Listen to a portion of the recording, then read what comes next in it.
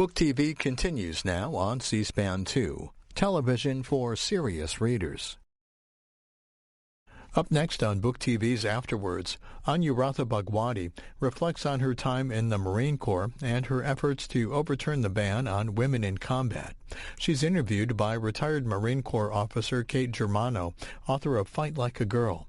Afterwards is a weekly interview program with relevant guest hosts interviewing top nonfiction authors about their latest work. I just want to start by saying what a pleasure it is to have this opportunity with you, Anuradha. I have to let the audience know, they may not be aware, but when I was having a lot of trouble with the Marine Corps related to gender issues, you were one of the first people who reached out to me to express concern and solidarity. And I have to tell you, just from a Marine perspective, that was really one of the most meaningful experiences that I've had. So thank you. Thanks for being here. Oh, thank you. Thanks for doing this with me. So let's just dive right in, if that's okay. You know, I recently watched an interview where you talked about the title of your book, and you mentioned that the title is basically in reference to Conduct Unbecoming from the Uniform Code of Military Justice. But as I read the book, one of the things that stuck out to me, among many, was that you talk a lot about finding yourself, trying to find yourself, and really what your purpose, what you're meant to be in life. And so my takeaway from the title prior to reading the previous interview that you did was really that it's about your struggle to undo or really unbecome many of the things that your parents taught you or had expected of you, only to have to unbecome again after you left the Marine Corps. So can you tell us more about where you are kind of in that process? Yeah, I had fun with the title, actually. Unbecoming means so many different things, and I think any interpretation is probably correct in this situation. So absolutely, it's a military justice term, and I wanted to play with that a little bit. You know, very literally, I observed Marines doing things that I found unbecoming, and certainly acts that were illegal, including sexual violence against fellow service members. But that was almost the easiest thing to interpret, because I also got very real about my own behavior, just being a young adult and trying to find my way around the Marines. And even prior to the Marine Corps, growing up in a fairly strict conservative Indian household and being an only child in that household, so having a lot of pressure from my parents. And they were first generation immigrants, literally came to the United States on ships over the Atlantic Ocean, which is a hard thing to, I think, imagine or remember. Right. But, there was a lot of pressure on me to succeed academically. And also, I like to tell people American society is so different than Indian culture in a lot of ways. But one of the things that my parents took for granted was this idea that I would grow up with being surrounded by kids and families who prioritize things like what's important to the child, like what interests are important to the child. What does the child want to be when she or he grows up? That was not a thing for Indian kids, and so joy was not cultivated in my early life. It just wasn't the way we did things, and so it was all about studies. I had very little say in what I was doing, and the things I loved to do most, like sports and art, were just not encouraged. Or if I did them, it was just to get into an elite school where I would study even harder. So it was, just like a stepping stone to the next academic pursuit. But in and of itself, one wasn't supposed to, be an artist or an athlete or any of these things. So I had to leave some of that behind at some point. When my parents forbid me to play basketball after high school, even though it was my favorite thing in the world. And, I was good enough at it to keep on playing. But, having these activities stripped away, I became quite depressed. And so in my young adult life, I really didn't know who I was or what I wanted to do, because it was my parents' voices in my head that really dictated everything. I didn't even know what my own voice was. And I think, kids have this instinct. It's like, who is this, me speaking, or is this, the person who raised me actually determining what I'm doing? And joining the Marine Corps was my way of breaking away from all of that parental indoctrination, that cultural indoctrination. And it was very extreme because I had no background in the military. I hadn't had any relatives or close friends. I just kind of was going out on a limb and and saying, all right, see you, Dad, see you, Mom, I'm doing this, and you can't follow me. You can't control what I'm going to do after that. And let's just talk about that one thing very quickly, just for the audience, because I'm not sure if they're familiar with the Marine Corps as an institution.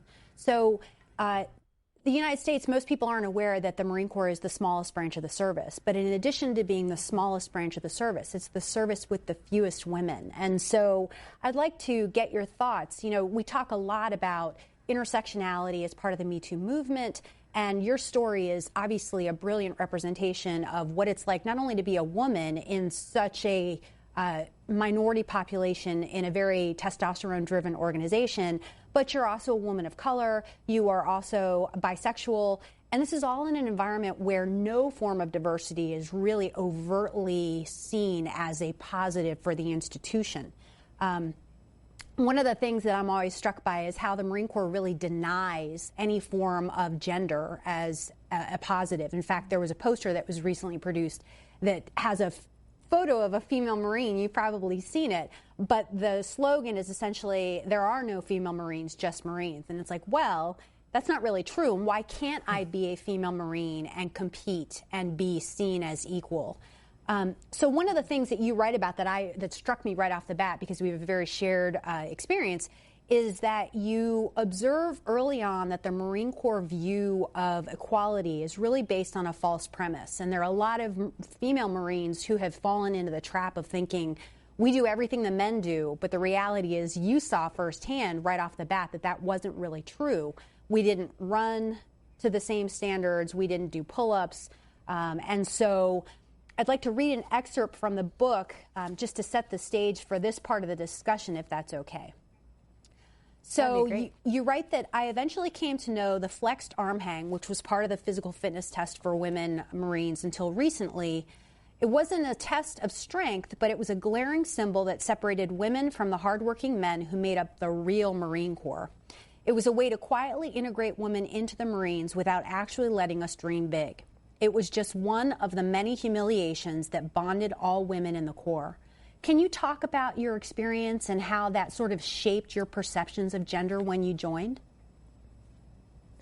Yes, I think that I was ready for some kind of mental agony going into the Marines. You know, we all grow up, I mean, even kids who have no sort of concept or desire to join the military, we all grow up with this kind of Hollywood notion of having our limits tested. And you write about watching G.I. Jane.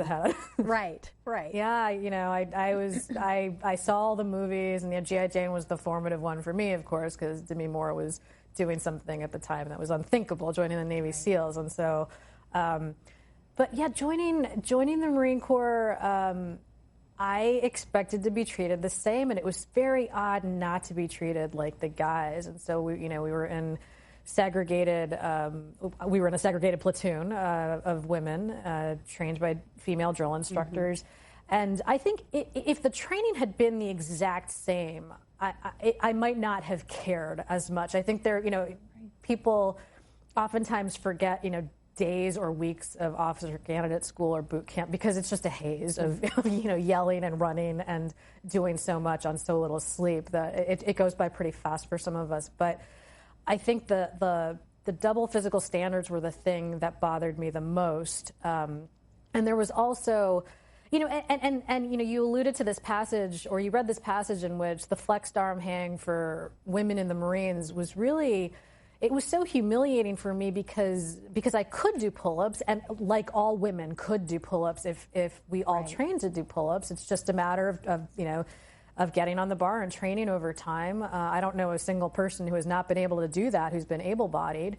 And we're seeing even today in Marine Corps policy that now pull-ups are optional for women, but still not required for physical fitness tests, which blows my mind because, in fact, those who are pursuing the pull-ups as an option are not only meeting the expectations set by the Marine Corps, but exceeding them. And so the Marine Corps is having to raise those pull-up standards again for women. Right. So it's, I chuckled pretty hard when I heard that, but, it's no surprise for us, right, who know this, that like when you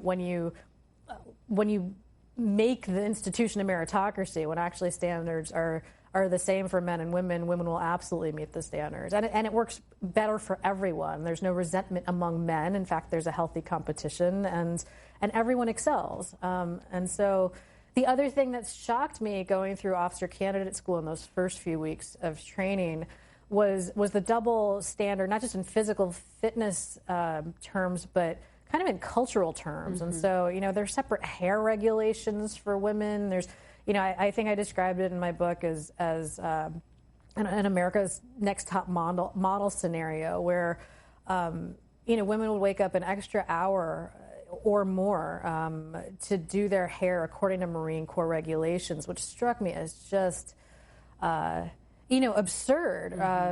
That the regulations were so detail-oriented, far more so than the other branches of service, that you'd be punished if a bobby pin was sticking out of your bun, right? And interestingly enough, you're evaluated on your physical presentation to a greater degree than your physical fitness presentation, right? So that's interesting. Absolutely. And I thought, what does this have to do with warfighting? Right. What does this have to do with being combat ready? Right. It really threw me. And, I didn't realize how naive I was. That actually that was the point I found, I think, in the long term, is that this was another way of separating women from what I call the real Marine Corps. Well, so let's talk about that. We were just. Let's talk about that, because I find that you not only experienced double standards when you were at OCS, which is officer candidate school, is literally your first training and your first hands-on experience in the Marine Corps.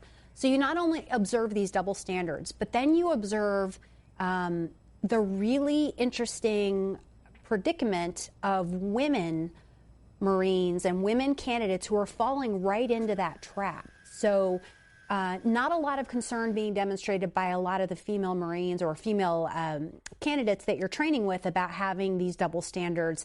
And then when you get to the basic school, which is your follow-on training, you write that the uniform regulations then sort of that carries over to how people are dressing for liberty, which is what we do when we're off duty. It's our time off, right? So talk to me about your experiences. Why do you think women in the Marine Corps, because there are so few of us, you would think it would make it easier for us to band together. Why do you think the culture makes it so divisive and that women tend to fall right into the trap that the Marine Corps kind of sets, if you will? Sure, and I'm not entirely, I wasn't aware of this as I was going through it. I think it took years of thinking about it, so in retrospect, I think what was happening, I was in my early 20s at the time, was this concept of weakness by association. So it was very, being with other women, there were so few of us. Right. I mean, at that point, it was, I think, 6% of the officer corps was female. And now, correct me if I'm wrong, it might be 7%, but it's so few of us. And so, if you were sort of in a clump of women, you would all be called weak. Together. You would all be called, Marine Corps' favorite word, nasty, right? You would be otherized. You would not belong. You wouldn't belong on that poster, the Marine Corps recruiting poster. And so we segregated or separated ourselves from one another, women, again, consciously or unconsciously, not so sure, but it was happening in order not to be associated with the other weak ones. And, such a hurtful thing, because, of course, what most of us needed, certainly what I needed, was to be lifted up by my fellow female Marines, not to be put down by them. And I think had I had more of that support, I wouldn't have faltered or floundered, particularly, internally, as much as I did during those years. With things like, liberty, uniform regulations, I found it sort of amusing because the Marine Corps was so strict in terms of what we could or couldn't wear. But I found, women being sexually objectified with what they chose to wear. I described some of my female peers as kind of falling into this eye candy objectification. And I realized at the time also it wasn't so simple, right? It was not that they were choosing to be sexualized, objectified, or harassed. This was just kind of the way things were. Right. You couldn't win if you were wearing, suits, and you couldn't win if you were wearing, collars that or shirts that plunged, right? Like it didn't matter because either way you wouldn't belong.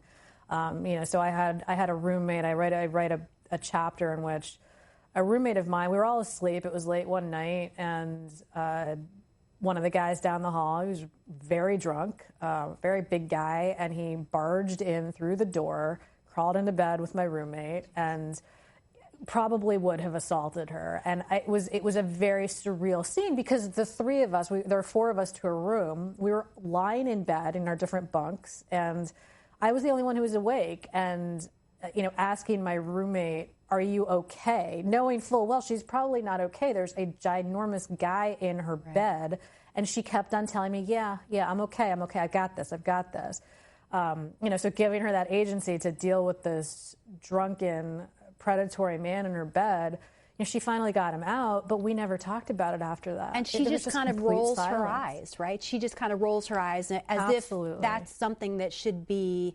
accepted because it becomes normal. And I think that's what you just alluded to. Becomes normal, and therefore Absolutely. we accept it. Yeah, and I knew she wasn't okay. One isn't just okay with that kind of behavior. But I think that she had come to terms with the fact that it was just kind of par for the course. That's the way things were. So, the next day, and I don't even know if my other roommates were conscious of what had happened. I brought it up with a fellow male lieutenant, and he very quickly shut me up and alluded to, me ruining another good man's career, which is a line I heard many times when I was a Marine officer. It's interesting because in the Marine Corps, call out that behavior. Yeah, we talk a lot about maintaining good order and discipline, and that becomes an especially contentious point when we're talking about sexual assaults in the military and sexual harassment. We talk a lot about maintaining good order and discipline, and yet we don't do a lot to sort of put the shoes of the person who's been the victim of those things on, so that we can really have empathy. And so I think it's a very interesting culture in that we tend to empathize more with the person who's being accused rather than with the person who's saying, "Hey, look, this happened to me, and it's really hard for me to talk to you about it, but I'm bringing it forward for that very purpose." So interesting, because in your book, one of the things that also stands out to me is that there's a big discrepancy between how sex is viewed for men versus female Marines. And so you write a lot about how the men who you served with were sort of living this double life, not all of them, but many of them, living a double life in a way that women certainly would never be able to. And I'd like to read another passage, if you don't mind, and get your thoughts. And essentially what you say is these men were in all sorts of deep personal shit, wearing various layers of denial. Some were simply setting aside adult responsibilities or feeling the rumblings of early midlife. Others had personalities that were split in two. Most of them were senior career Marines in the kind of emotional turmoil that required extensive soul searching and a fire team of therapists to sort out. Most of them would never bother. So can you tell me about what prompted you to write that and about the experiences that you had and how you observed kind of the difference between men and women and how sex was observed? Absolutely. And I think this goes back to the title also, Unbecoming, where, I was surrounded by male Marines, as all of us who are women were, in every unit I went to. Some were a little more integrated than others with women. But, most of my friends were men, just by sheer numbers. And at some point, I found myself also becoming sexually involved in relationships that I wasn't all that thrilled about, to be honest. I didn't have too many sort of close sexual relationships that I could sort of be proud about in retrospect. But it was, I think, at some point I'd kind of given up on this idea that the Marine Corps' core values, honor, courage, and commitment, really translated to kind of the day-to-day behavior of men in the Marines. And when I met Marines who were married but not telling me they were married, and I ended up sleeping with them, this became a real habit, actually. And when I left the Marine Corps and I started talking to a lot of other Marines, I realized how common that experience was as well, this kind of secret life, double life that many men whom I met were leading. And I know the passage that you read, I write about in a chapter about being deployed to Thailand, right, which is what thousands of Marines do annually, and as most Americans know, Thailand is the site of enormous kind of like massive scale commercial sexual exploitation, sexual trafficking, and the U.S. military engages in that. Certainly not on paper, but it is. Right. It is as well known as what happens in Las Vegas stays in Las Vegas, and so, and it is so widely known, right? This is not just my experience. This is the Marine experience, and so it was very shocking for me to see, and with my own eyes. This wasn't sort of something I heard about, but to see with my own eyes Marines I knew who had families back home, just engaging in sex with local sex workers who, as I remind people, were not just women, adult women, but also girls, right, teenage girls. And so, it broke my heart, mostly because I was myself kind of living a double life at that time.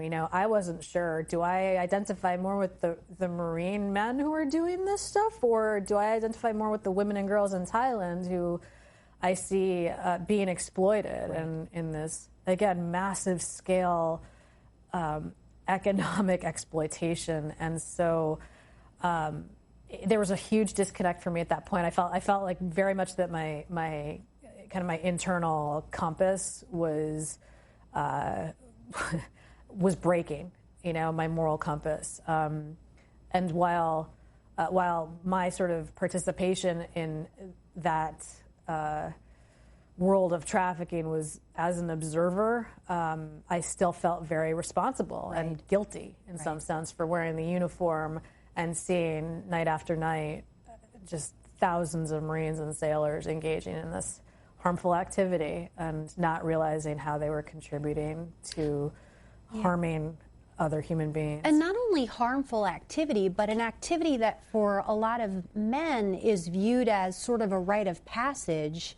I mean, there's a reason that we pull our ships into the Liberty ports we pull into, right? And you talked about the fact that there's this availability to a population of young girls and young women, and they're there for a reason. And so, I had the same experience having been on a Marine Expeditionary Unit, in that I observed sort of how this was normal and people looked the other way, and there was a reason that we were pulling into these ports, and it certainly wasn't for the local economy.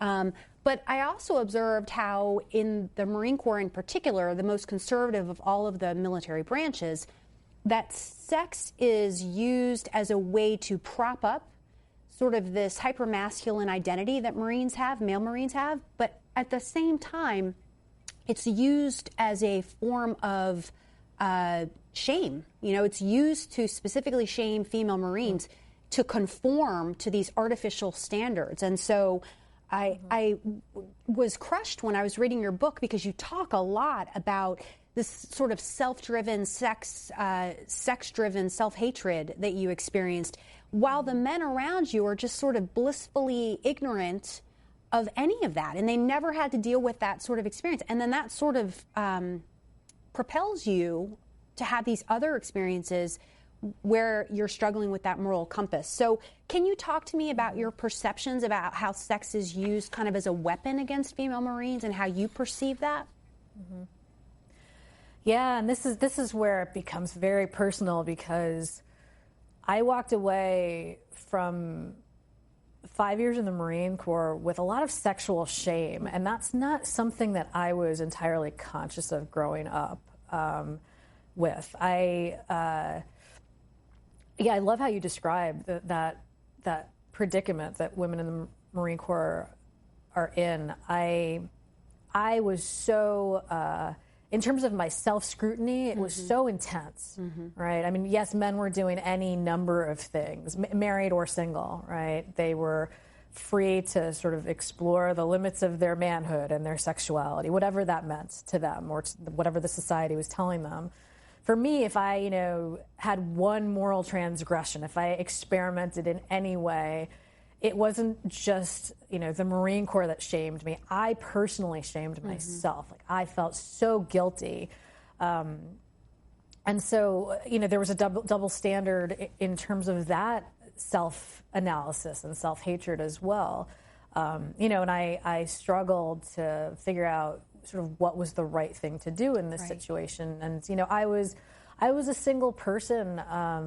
It was a time in my life where I was also trying to figure out who I was. I identified as bisexual, but it was very, very much in the closet in the Marine Corps, which certainly at the time was a very homophobic institution, arguably a little less so right now, at the tail end of Don't maybe Ask, just Don't a little. Tell. Right at the tail end of Don't Ask, Don't Tell. So, I mean, you had to be closeted, right? That was part of the experience. You really did.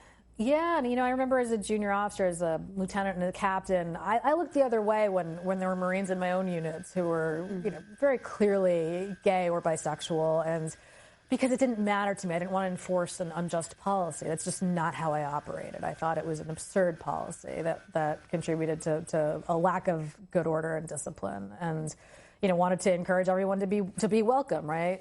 But when it came to sort of my own personal relationships, it certainly was very risky. And when I was with a woman, and it came to the attention of higher ups, absolutely, my career was at risk. And I kind of threw that back in my commanding officer's face by alluding to his very likely adultery, and certainly the adultery of all the men I had observed out in Thailand, cheating on their families, their wives, and their. I suppose you don't cheat on one's kids, but cheating on your wives, Family, sure. your wives, your families. Yeah, it was. I had this sense of kind of, I don't know if justice is too dramatic a term, but if you're going to bring me down, then you really need to acknowledge how other people are being harmed, and certainly I wasn't harming anybody by sleeping with another woman. So, on that note, we talk a lot about how there are so few of us. We talked about the fact that women Marines tend not to be able to band together because the system isn't set up to allow it. And that leaves you in a really lonely position. So as you're going through all of these experiences and you are feeling all these conflicting emotions and you're experiencing cognitive dissonance because of the honor, courage, and commitment versus what you're seeing while you're deployed, did you feel like you were alone and that, as a woman, you were sort of the only person having these feelings and these experiences? I did feel alone. I had a couple of close friends who, just because of the way they were raised, I think culturally, how they grew up, I had a friend who was Korean American and gay and very much in the closet, my closest friend in the Marines. Another friend who was Jewish and also, and therefore a religious minority in the Marine Corps. And so there was some sort of like common thread in terms of our experiences as marginalized people in the Marines. And I think we were very quiet about what made us different in some ways. I mean, the thing about being a woman or a woman of color in the Marines is, you can't hide, you can't erase your skin color. You certainly can't erase your gender. Right. That it will always be the first thing that most Marines see about you and either use as a source of harm or a reason to pick on you. So, but I was alone. I think that particularly in a place like East Asia, I leaned a little bit on the fact that there was this world around me, that my parents, my family, was actually very much like the world around me, right? That there were millions and millions of people in this place that were not Marines, that believed in values that I knew were integral to the way I saw the world. And so, I could never just rely on Marine culture to take care of me, right? I had to think about what made me different to lift me up. I had to, whether it was my ethnicity, my gender, my sexual orientation, the things that made me different and therefore a liability in the Marine Corps were also the things that, in my darkest hours were the things that uplifted me, reminded me why I was special, Right. why I mattered, and how I could also help other people. So I love hearing that. Mm-hmm. I love hearing that, because what you do throughout the book is you reference that you were in this place that was so hard to navigate alone, but at the same time, you're in that place because you always maintain close contact with your humanity. And you always have empathy for the people around you and their experiences, even though they are marginalized by the service that you are a part of. So I think that's really, it's interesting, and it's something that struck me throughout reading your memoir. When you went to be the one woman in the infantry training arena, one of your experiences about how it just becomes normal to denigrate women and female physiology stuck out at me, and I just want to highlight it really quickly and get your thoughts. So you said, my infantry learning curve on matters of sex and gender was steep, and I was rapidly taking mental notes. During one top-level briefing among officers in the school, my captain diagnosed the problem of several young Marines in our company not performing up to the Corps standards as vaginosis. It was another level of slur, as if the darkest, foulest thing one could be, furthest from the tribe of real men, was the smelly, itchy mess of infection in the damp nether regions of a she-human. So talk to me about that experience and tell me what it was like. I mean, again, it's about isolation. You join this service to be part of something bigger than just yourself. You join to be part of a tribe. And yet, throughout your career here, you're always sort of on the margin, observing how other people think it's normal to denigrate women. So tell me about that experience and how you got through that. Yeah, that passage is really interesting for me, because the officer who was talking about vaginosis and really denigrating women by speaking, and also he's speaking about women who were very junior to him. Mm-hmm. It was degrading on so many levels. He was a person I would call one of the very good guys in the end. Crazy. And I like to point that out, because sometimes we think it's only like the real sexists, like the really bad dudes, the predators, mm-hmm. who are engaging in that kind of language, when in fact it is literally the soup you drink, the air you breathe. None of us even flinched when he said that. I flinched on the inside, but I don't think I did on the outside. Of course, I was junior in rank, and it wasn't my place, which is a horrible thing. But that kind of language, that kind of behavior was really, I saw it in every unit, particularly in the infantry, but not always. It was really how people talked. It was really how men talked. Mm-hmm. And women, you alluded to this earlier, but women took part in these activities mostly as observers. But were they willing participants? Mm-hmm. That's where it gets complicated. Women who went to strip clubs with the guys, right? I mean, it's hard to imagine why a woman would do that, and yet the pressure to conform, Absolutely. To not stick out, to not be seen as weak, also required that you in some way participate in misogyny. Right. And that was something I found, it was so common to women across the services, and something we don't talk about because there's such, I think there's shame in it. Mm-hmm. There's possibly regret, possibly feelings of guilt, not really knowing to what extent we participated in harm, right. And harming one another. This is like the sort of the quiet personal stuff that might eat away at us when we get really reflective. But it's important. It's important to think about and to also heal. I think it causes, enormous rifts in how we see one another and ourselves, whether it's misogyny of against other women or even self-hatred, as subtle as it might be. Yeah, you talk a lot about shame in your book. And in fact, if I had an electronic copy, I would have done a word search for how many times it appears. And I say that jokingly, but I have to tell you how much I admire the fact that you actually delve into these types of feelings so much, because I think it's so much easier for people to leave the service, particularly women. One of the things that astounds me to this day is that even after the Marines United scandal, where photos of female Marines and family members in little to no clothing were being sent around on the internet by male Marines, even after that scandal, there were not a whole lot of female Marines who were out of the Marine Corps who were willing to come forward, much less female Marines who were in the service. And so I think the fact that you've been willing to sort of step back and do this internal soul searching to figure out how your actions might have contributed to this whole culture is noteworthy, because I think it's way easier and it's more common for a lot of senior females to get out of the Marines thinking, I'm going to maintain the way that I always have, and I'm going to project that the Marine Corps was amazing and I never had these experiences. And all that does is it serves to let down the women who are subordinate and junior to us. So I have to applaud you for that. Carl Jung once wrote that shame is a soul-eating emotion, and I absolutely think that's true.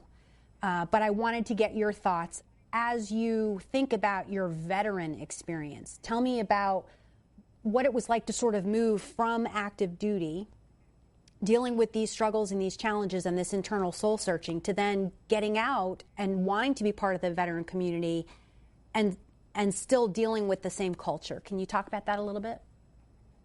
Mm-hmm.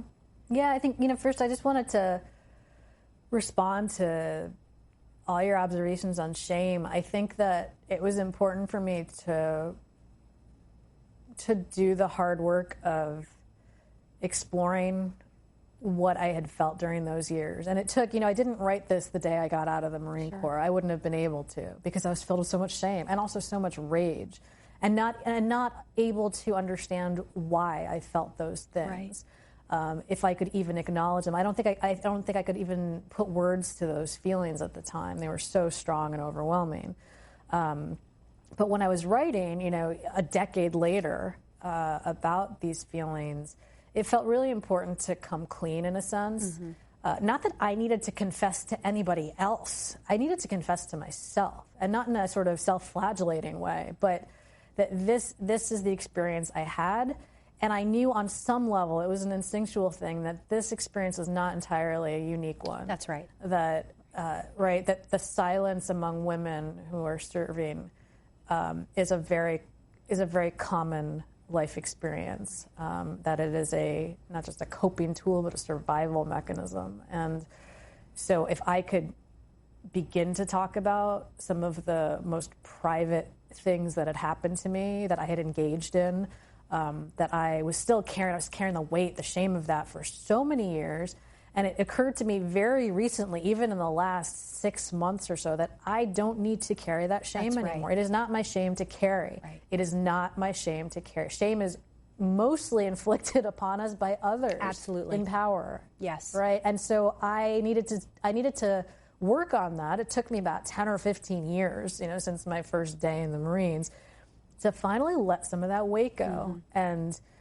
And to say that out loud, and I just hope that other women who have served, or who women in other institutions in which they are one of the few, can really hear that, if they are feeling some of these experiences. It is liberating to acknowledge that you were part of the problem, but now you want to be part of a solution. It is liberating, but it is hard work, as you mentioned. Tell me about how your relationships with your family have changed. One of the passages of your book that I was really touched by was your mom's admission that she had been married when she was younger, and that she found a way to escape this arranged marriage, which was really bound up by traditional views on sex in the culture. But I know your relationships with your parents have been a struggle. So tell me about how that has changed because of your experiences here. Mm-hmm. Yeah, somebody pointed out recently to me, even though I wrote the book, that I start the book with my mother and I end with my mother, in a way. Right. She's such a huge force in my life, But in many ways, I don't think I would have done the work that I did when I got out of the Marines were it not for my mother. My mother is the person I kind of conjured up when I had my most crippling moments in the Marines. And I had to soul search so deeply at the School of Infantry when there was this lieutenant assigned to my company. I was a company commander, and he was sexually harassing the women in my unit, and it was such an awful experience, and I knew that holding him accountable was going to be like career suicide for me. That's right. Because the command protected him and swept the harassment allegations under the rug. And so this was one of those moments I had to really reflect on what does real honor, real courage, and real commitment look like, right? Even if it means sacrificing my career, even if it means not being a Marine, not getting awards for my work, not getting any recognition, except knowing that maybe I've done the right thing in this situation. So I sat one of my sergeants down, and she was my moral compass that day. I remember I had sought help from base legal, from equal opportunity. I had been told to get a restraining order against this lieutenant. It was a very scary time. So I sat my female sergeant down, and she said, "Ma'am, you're the only one who can do something about this." Basically, no we pressure. have no power as No pressure. NCOs. No pressure. Yeah. But it was a little bit like looking at your little sister, right? Right. And saying, well, it wasn't even a question in my mind at that point. I was like, of course I'll do this, right? Of course I will. So I filed an investigation against this lieutenant. And yeah, the threats came, and years and years of nightmares that occasionally I still have. So, and I wouldn't have done it any differently. It's really scary doing the right thing in the Marines when you're engaging with powerful people who do not want to do the right thing. Yeah.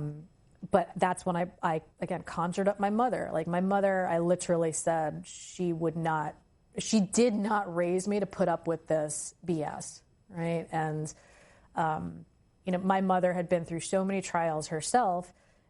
A generation and a half ago, in India no less, where arguably women are up against even more battles. It's a more traditional society. And so, yeah, she was in a very abusive marriage and didn't have the language to really describe what was happening to her, didn't have the familial support. And she fled, she escaped. She was lucky to be able to do that. She had the gumption to do it and then to even cross the Atlantic and start her life all over again in the United States, where she met my dad. So she's sort of the first survivor I met of violence against women. And it meant a lot to write this memoir, in part to explain how proud I am of her for what she did, because I still don't think she fully realizes of what a role model she is for women and girls, because I watched her carry around a lot of shame too growing up, and I didn't understand it. I didn't understand the pain. I didn't understand why she was in pain. And so as her daughter, you write about the fact that there wasn't a language that your mom could use to talk about those things. But I'm curious. Absolutely. Does your mom recognize in you the courage and the strength that she demonstrated, or does she not see it because she's not willing to see it in herself? Have you ever explored that with her? A little bit. She's more silent than I am about a lot of this. I think that I write about kind of taking on some of the weight. Like letting myself carry some of what I don't think she could or can carry now that she's an older woman. Because I can. I'm happy to take on that extra weight. I do have the language, and it's one of the gifts of also coming to this country for her is, giving me the education and surrounding me as best she could with, supportive people. So that I could do what I wanted to do with my life. And that I can use words like harassment, discrimination, assault, rape. These were words that were not encouraged in her culture. Right. I mean, they're barely encouraged in American society either, Right. but still, there is a noticeable difference in how we address systemic discrimination here in the States. And, it's one of the reasons she loves this country, and it's one of the reasons I think I am as passionate as I am about trying to change institutions in the United States, sort of to live up to their ideals. So she's very proud. She's very proud of this work. She, it's hard for her to name these things that are happening, either to her or to me, right? Like I kind of came out in a sense when I wrote this book about some of the things that had happened to me, not just in the Marines, but in childhood. And we had never had that experience of sharing because it wasn't part of our culture. Right. So I didn't tell her when someone assaulted me on the subway when I was a teenager. Right. I didn't tell her about these things, and because I didn't know, I didn't have the language when I was that young, and but I needed to tell her and my dad before the book came out. Right. And so they've been remarkably open and supportive. I don't think it's been easy for them. I know they've shed a lot of tears over kind of the amount that I've either been through or processed, But I think, I like to say, because Indian culture is a stubborn culture like most, but, my parents used to be much more concerned with things like the titles I would earn or, the schools I would go to and kind of the outward manifestation of success, right? But not so anymore. Now I think they're proud of what I've written, because they are seeing how I want to help people. Sure. That's what they are connecting with. It's really lovely. I'm proud of them for that, for getting it. I'm glad to hear that, because I know that it can be really, really challenging to go through these experiences and not have a reliable support network to be able to talk to. And I know your parents are very proud of you. And I know that they maybe are not communicative of that the way that you would want them to be at times, but I know they are. One of the things that I admire most about you, and that really came through in reading your memoir, is that you are a questioner. You are one of those very rare people who doesn't fall subject to willful blindness. You don't look the other way when you see something is not right, and you ask questions. And coming from the Marine Corps culture, very authoritative, very hierarchical, it is not a culture that rewards people or encourages people to ask questions about systematic issues like discrimination, harassment, etc. So I just read a really interesting Harvard Business Review article, and it talks about how organizations that tend to stifle constructive dissent are more likely to experience as big abuses of power. And I think you can see that playing out in the Marine Corps in particular. So I'm curious, how did your experiences in dealing with gender and dealing with sexuality in the Marine Corps, how did those experiences then inform your SWAN, your Servicewomen's Action Network efforts? Can you talk about that a lot? Yeah, I think my path into activism is not unique in a lot of ways. I think that in part it was fueled by an outrage that these experiences I had were not unique. They were very common to many women, as I discovered when I left the Marines and I started talking to other women veterans across all the service branches and different eras of service, different background. I mean, it was a very common experience that all women I had talked to had experienced some form of discrimination, and most had experienced harassment, and many had experienced assault. And that affirmation that we had experienced something that was that desperately needed to be addressed and acknowledged and then changed fueled the desire to take these issues to Capitol Hill and demand reform. And it was an interesting time. This was now about 10 years ago, when, Tarana Burke had started Me Too activism, but it wouldn't be known until Hollywood took that up just a couple years ago. But women had served in Iraq and Afghanistan in great numbers at that point, 2009, 2010, and thousands upon thousands, and yet weren't being acknowledged for their service overseas or for combat service. And so I feel like there was a shift in American society. And you sort of saw it through the media and even, casual conversations with people traveling across the country, that we were at war very clearly in some very dangerous parts of the world, and young men and women were volunteering for service for whatever reason, regardless of your politics. Most Americans got this sense that we should support these young people, and women were quite possibly bearing twice the burden by volunteering for combat service and exposing themselves to very possible harassment or assault. And so Swan rode that wave of activism and interest, I think, by the American people in supporting women in uniform. And we spoke really unapologetically, very fiercely to elected officials until they paid attention. And, taking military leaders and VA leaders to court also, demanding that policies change to support servicewomen was definitely part of the strategy. That, we weren't going to wait for the next generation to be hurt or to be denied access to assignments they were qualified for. And we're gonna change it now. And so, what was it like to take on? But what was it like to take on the big beast of the Department of Defense with a topic that no one in the Department of Defense wanted to even acknowledge was there?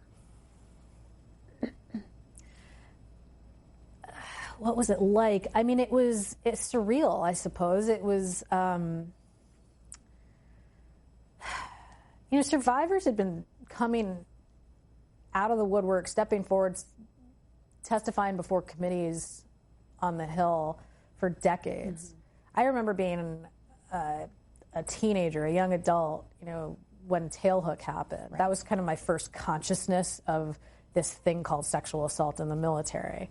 But so much had happened before Tailhook too, and so it wasn't new information that we were bringing to military leadership or to the media, right? But it was more kind of enough is enough. I mean, come on, right? This is, and so with social media, with litigation, sort of with all the tools one could possibly use as an activist, we just were relentless. What was it like going up against top military brass? Right.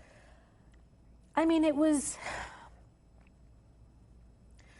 it's very odd looking at really powerful men like that and sometimes realizing they don't have a clue. Like, they did not have a clue what was going on in their own institutions. They had completely checked out.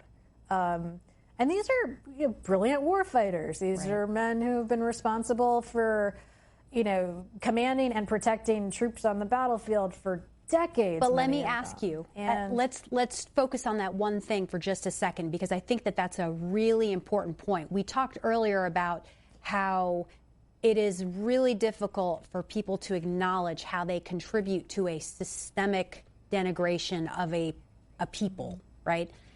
And what you just alluded to is the fact that these men, and they are mostly men, mostly white men, they have maintained a willful blindness to this issue for forever.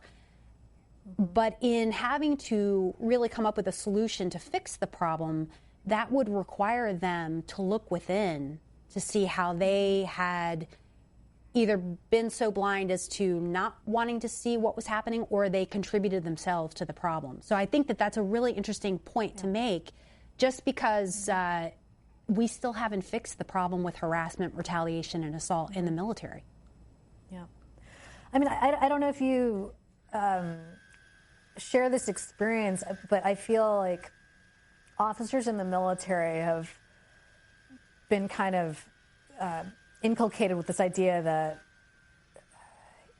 the failures in our own units are our leadership failures, and there's this it's sort of an encouragement to take responsibility for whatever happens in one's unit. Except that That's right. when it comes to issues like harassment That's and right. assault, That's right. I saw the exact opposite happening. Right. And I thought, hey, how is it that one can be trained, since OCS, TBS, all of these Right. leadership training environments, how can one then, again, to use your term, willful blindness, how can one completely check out Right. On these very serious life and death issues like harassment and assault? It requires, I guess I'll answer by saying one person I was moved by was a 2-star general, Gary Patton, who, has a career, I'm sure, that is, one could find fault with him at various points, just like one could with anybody. But what impressed me when he took over the Sexual Assault Prevention Response Office, which is the Pentagon's sexual assault unit, basically, was he had, at that point, kind of come out of the closet, in a sense, about his own post-traumatic stress. And he was one of the very few general officers who allowed himself to be emotionally vulnerable, Right. Really took charge of talking about mental health in it was the Army, but throughout the military. And when he took the post at SAPRO, he made the connection, I think, on a very personal level between his trauma, the trauma his troops had experienced in combat, and the trauma experienced by women and men who had experienced sexual assault and sexual harassment. He connected those dots because he had done the deep work of exploring his own post-traumatic stress. I thought there was something in there, worth acknowledging, because at the end of the day, pain is pain, right? Now, Right. Systems contribute to sexual assault and harassment in very specific ways, right? So these are not, complete parallels, but still, when a leader is able to do emotional work, Absolutely. to acknowledge whatever he has been through in his life, it might be a family issue, it might be some other kind of loss, he will get closer to this issue as well, to acknowledging the humanity of a Absolutely. person who's experienced And I assault love or that, harassment. because what you're talking about is emotional intelligence, which is not something that we teach leaders in the military. And I think, in hindsight, recognizing now what I was missing when I was in, I recognized that there was really no way for me to develop true caring relationships with my subordinates, because they saw me as this person of, I don't even know how to describe it. Like, I was always strong. I could never be human. I could never have problems. They could never relate to me. And so I think what you're saying about emotional intelligence is spot on. If you had a magic wand in the 1 minute we have left, if you had a magic wand and you could change anything about your experience or the experience of women in the military and the Marine Corps specifically today, what would it be? No pressure. Look, it's already happening. I'm so thrilled that combat assignments are now open to women. If that had been possible when I was in, I never would have left. I think I would have found enough reason to stay in. Those denial, that systemic legal denial of women's job opportunities contributed to a climate of harassment and assault in the Marines when I was in. And it's still there, right? Because the culture is still very misogynistic. But I am just so thrilled to see women trying out for these schools and these assignments. I met a dad on the plane yesterday, a Marine dad, who was just so proud of his daughter doing an assignment that was just off limits to me when I was in. And I thought, go girl, like, this is incredible. This is just great. But we need more women. We need so many more women in the Marines and the other branches for the culture to change. Well, I want to thank you. I can't thank you enough for the opportunity to sit down with you and talk about your book. I have to tell you, I'm one of your biggest fans, one of your biggest supporters. I believe in you. I believe in everything you're doing, and I just applaud you for your courage. So thank you for being vulnerable and caring enough to write this so that women who follow in your footsteps don't have to experience the same issues. Thank you, Kate, and thanks for everything you have done for Take women care. in the Marines and the military. Absolutely.